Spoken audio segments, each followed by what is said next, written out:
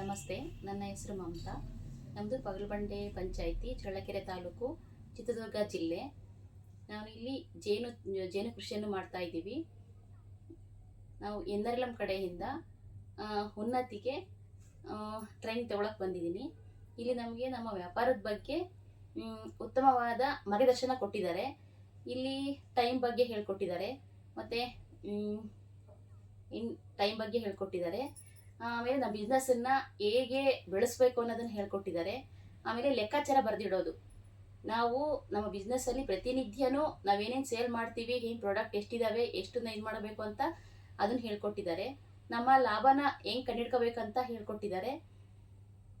ಮತ್ತು ನಾವು ಜೇನು ಕೃಷಿಯನ್ನು ರೈತರ ಹೊಲದಲ್ಲಿ ಹೂವು ಎಲ್ಲಿ ಬೆಳೀತಾರೋ ಅಲ್ಲಿ ಹೋಗಿ ಪೆಟ್ಟಿಗೆ ಇಟ್ಬಿಟ್ಟು ಅಲ್ಲಿಂದ ಜೇನನ್ನು ನಾವು ಶೇಖರಣೆ ಮಾಡಿ ಪ್ರೊಡಕ್ಷನ್ ಮಾಡ್ತಾ ಇದ್ದೀವಿ, ಅದನ್ನು ಸೇಲ್ ಮಾಡ್ತಾ ಇದ್ದೀವಿ.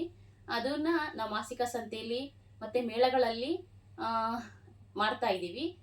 ಇಲ್ಲಿ ಉನ್ನತಿಗೆ ಬಂದು ನಮಗೆ ತುಂಬ ಉಪಯೋಗ ಆಗಿದೆ. ನಮ್ಮಲ್ಲಿ ಬಿಸ್ನೆಸ್ಸನ್ನು ಹೆಂಗೆ ಇಂಪ್ರೂವ್ ಮಾಡ್ಕೋಬೇಕಂತ ಹೇಳ್ಕೊಟ್ಟಿದ್ದಾರೆ. ಮತ್ತು ನಮಗೆ ಇಲ್ಲಿ ಸಮಯದ ಮಹತ್ವದ ಬಗ್ಗೆ ಹೇಳ್ಕೊಟ್ಟಿದ್ದಾರೆ. ನಮ್ಮ ಸಮಯನೇ ಮನಿ, ಅಂದರೆ ನಾವು ಎಷ್ಟು ಸಮಯನ ವೇಸ್ಟ್ ಮಾಡ್ತೀವೋ ಅಷ್ಟು ಮನಿನ ಕಳ್ಕೊತೀವಿ ಅಂತ ಹೇಳಿದ್ದಾರೆ.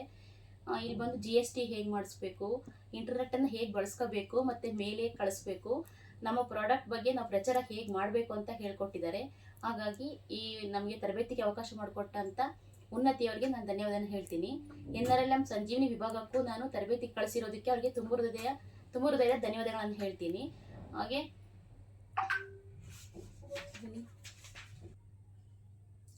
ನಮಗೆ ಈ ತರಬೇತಿಯನ್ನು ಪಡೆದುಕೊಳ್ಳೋದಕ್ಕೆ ಅವಕಾಶ ಕೊಟ್ಟಿರುವ ಯುನಿಸಿಸ್ ಅವ್ರಿಗೂ ನಮ್ಮ ತುಂಬ ಹೃದಯದ ಧನ್ಯವಾದಗಳನ್ನು ಹೇಳ್ತೀನಿ.